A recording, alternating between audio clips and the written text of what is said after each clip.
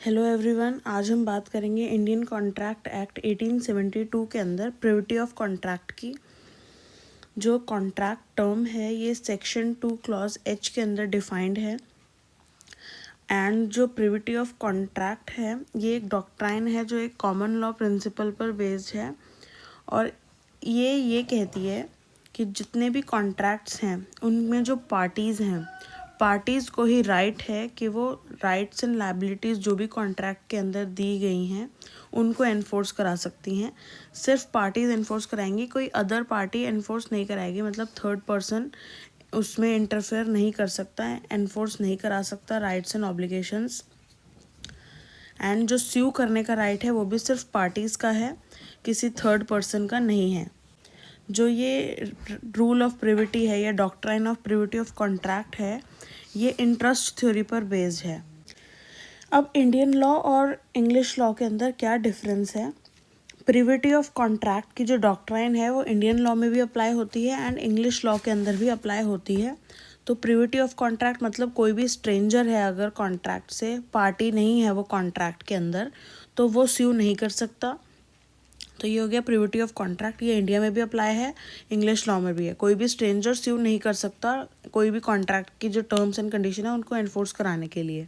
Privity of consideration में stranger स्यू कर सकता है, प्रिविटी ऑफ कॉन्ट्रैक्ट में स्ट्रेंजर स्यू नहीं कर सकता। ये सिर्फ इंडिया में है। इंग्लिश लॉ के अंदर प्रिविटी ऑफ कॉन्ट्रैक्ट है चाहे प्रिविटी ऑफ कंसिडरेशन है, दोनों में ही स्ट्रेंजर जो है वो स्यू नहीं कर सकता। बट इंडिया में प्रिविटी ऑफ कंसिडरेशन में स्ट्रेंजर स्यू कर सकता है। स्ट्रेंजर मीन्स थर्ड पार्टी जिसके बेनिफिट के लिए किया है। स्ट्रेंजर मीन्स एकदम स्ट्रेंजर की बात नहीं कर रहे हैं हम, जो पार्टी नहीं है कॉन्ट्रैक्ट में बट स्टिल वो बेनिफिशियरी है। अब कुछ एक्सेप्शंस हैं इंडियन लॉ के अंदर प्रिविटी ऑफ कॉन्ट्रैक्ट को लेके कि स्पेसिफिकली इन केसेस के अंदर तो अगर स्ट्रेंजर पार्टी है और वो बेनिफिशियरी है या किसी भी रीज़न से वो स्ट्रेंजर होने के बावजूद भी वो उस कॉन्ट्रैक्ट को एनफोर्स करा सकती है या डैमेजेस क्लेम कर सकती है इन केसेस के अंदर। तो फर्स्ट है ट्रस्ट। ट्रस्ट में सपोज ट्रस्टी है और उसने किसी अदर पार्टी के साथ कोई कॉन्ट्रैक्ट किया है और जो अनदर पार्टी है वो कुछ ब्रीच कर देती है, तो जो बेनिफिशरीज हैं वो ट्रस्ट सपोज बच्चों के फेवर के लिए काम करती है या सपोज सीनियर सिटीजन्स के लिए काम करती है। तो जो सीनियर सिटीजन्स हैं उनका ग्रुप या कोई भी एनजीओ मिलके उनके बेनिफिट्स को एनफोर्स करा सकती है, उनके राइट्स को एनफोर्स करा सकती है। सेकेंड है फैमिली सेटलमेंट, कि अगर कोई कॉन्ट्रैक्ट होता है फैमिली अरेंजमेंट के अंदर किसी स्ट्रेंजर को बेनिफिट पहुंचाने के लिए, किसी स्ट्रेंजर को उससे बेनिफिट पहुंचाया जाता है कोई फैमिली के अरेंजमेंट से, तो उस केस के अंदर जो स्ट्रेंजर है जिसके बेनिफिट के लिए कॉन्ट्रैक्ट किया गया है वो डायरेक्टली खुद स्यू कर सकता है अपने ही राइट को एनफोर्स कराने के लिए। थर्ड है असाइनमेंट ऑफ अ कॉन्ट्रैक्ट, कि अगर कॉन्ट्रैक्ट किसी पर्सन के बेनिफिट के लिए बनाया गया है इवन दो वो पार्टी नहीं है उस कॉन्ट्रैक्ट के, बट फिर भी वो कॉन्ट्रैक्ट को एनफोर्स करा सकता है। फोर्थ आता है एक्नॉलेजमेंट और एस्टॉपल। एक्नॉलेजमेंट एंड एस्टॉपल में वही सेम एग्जांपल है जो मैंने पहले बताया था, जैसे ए एन बी ने कॉन्ट्रैक्ट करा है, बी ने ए को कुछ गुड्स देने थे और ए ने पेमेंट करनी थी बी को, बट बी ने कहा कि आप पेमेंट मुझे ना देके पेमेंट सी को दे देना जो कि स्ट्रेंजर था कॉन्ट्रैक्ट के।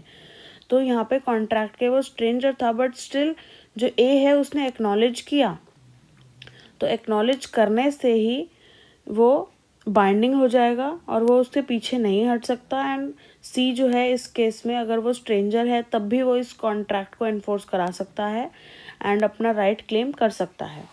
फिफ्थ है अगर आपने कोई भी अग्रीमेंट और कॉन्ट्रैक्ट किसी लैंड के रिगार्डिंग किया है और वो अभी भी चल रहा है, अभी भी इफेक्ट में है।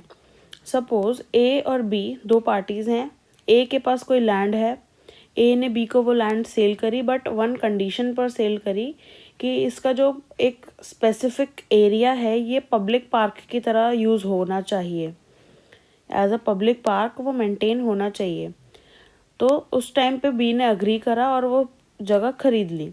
बाद में बी ने उसको सी को सेल कर दिया। सी को इस एग्रीमेंट के बारे में पता था, इस कंडीशन के बारे में पता था, बट सी ने वहाँ पे अपने लिए हाउस बना लिया। अब ए एंड सी यहाँ पे दोनों के बीच में कोई कॉन्ट्रैक्ट नहीं है, तो दोनों स्ट्रेंजर हैं, यहाँ पे प्रिविटी है, बट स्टिल स्ट्रेंजर होने के बाद भी ए जो है वो सी को स्यू कर सकता है कि आपने यहाँ पे पब्लिक पार्क को मेंटेन क्यों नहीं करा।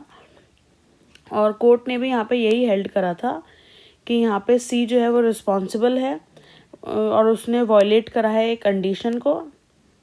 फिफ्थ है कॉन्ट्रैक्ट थ्रू एन एजेंट, कि कोई पर्सन अगर कॉन्ट्रैक्ट में एंटर करता है किसी एजेंट के साथ और इस केस के अंदर वो अपने एजेंट अथॉरिटी के स्कोप में काम करता है, अपने एजेंट का वर्क करता है, तो इस केस में ये माना जाएगा कि वो जो एजेंट है उसने कॉन्ट्रैक्ट भी किसके बिहाफ पे एंटर करा है, प्रिंसिपल के बिहाफ पे। तो जो प्रिंसिपल है वो एक तरीके से स्ट्रेंजर टू अ कॉन्ट्रैक्ट है, बट स्टिल जो प्रिंसिपल है वो स्यू कर सकता है वो कॉन्ट्रैक्ट को एनफोर्स कराने के लिए।